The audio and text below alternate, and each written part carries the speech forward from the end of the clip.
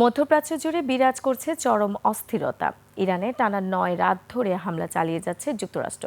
অন্যদিকে হরমুজ প্রণালী ও আশপাশের জলসীমায় বেশ কিছু জ্বালানিবাহী জাহাজে বিস্ফোরণ ঘটেছে।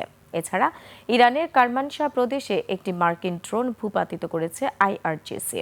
আর ইরাকে ইরানি ড্রোন নিষ্ক্রিয় করার সময় এক মার্কিন সেনা নিহত হয়েছে। তাফসির ফিজার রিপোর্ট। শিয়া বাটার ও ভিটামিন ই সমৃদ্ধ লিলি বিউটি সোপ, তারুণ্যময় উজ্জ্বল ত্বকের জন্য। যুক্তরাজ্যের সামুদ্রিক বাণিজ্য বিষয়ক সংস্থা ইউকেএমটিও জানিয়েছে, ওমানের একটি বাণিজ্যিক জাহাজে অগ্নিকাণ্ডের ঘটনা ঘটেছে। তবে আগুনের সঠিক কারণ এখনও জানা যায়নি। এই অবস্থায় সংশ্লিষ্ট অঞ্চলে সব জলযানকে সতর্কতার সঙ্গে চলাচলের নির্দেশ দেয় সংস্থাটি। ইরানের রেভলিউশনারি গার্ড আইআরজিসি দাবি করেছে, হরমুজ প্রণালীতে মার্কিনদের চাপে যাতায়াতের চেষ্টা করার সময় দুটি তেল ট্যাঙ্কারের বড় ধরনের বিস্ফোরণ ঘটেছে।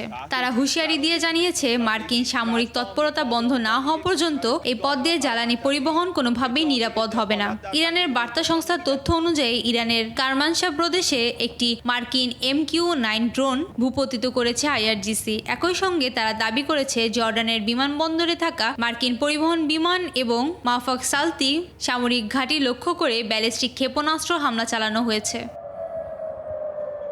এদিকে যুক্তরাষ্ট্রের সেন্ট্রাল কমান্ড সেন্টকম জানায়, তারা ইরানে টানা 9ম রাতের মতো হামলা সম্পন্ন করেছে। মূলত ইরানের সামরিক কমান্ড সিস্টেম, বিমান প্রতিরক্ষা ব্যবস্থা, ক্ষেপণাস্ত্র ও ড্রোনের উৎক্ষেপণ স্থান এবং যোগাযোগ মাধ্যমকে লক্ষ্যবস্তু করা হয়েছে এই হামলায়। যুক্তরাষ্ট্রের প্রেসিডেন্ট ডোনাল্ড ট্রাম্প জানিয়েছেন, নিহত মার্কিন সেনাদের স্মরণ ও তাদের প্রতি সম্মান জানাতে ইরানকে কঠোরভাবে আঘাত করা হয়েছে। অন্যদিকে বাহরাইনের রাজধানীতে ইরানের সম্ভাব্য হামলার শঙ্কায় দেশটির মার্কিন দূতাবাসে সতর্কতা জারি করা হয়েছে। তাফসির ফিজা, একুশে টেলিভিশন।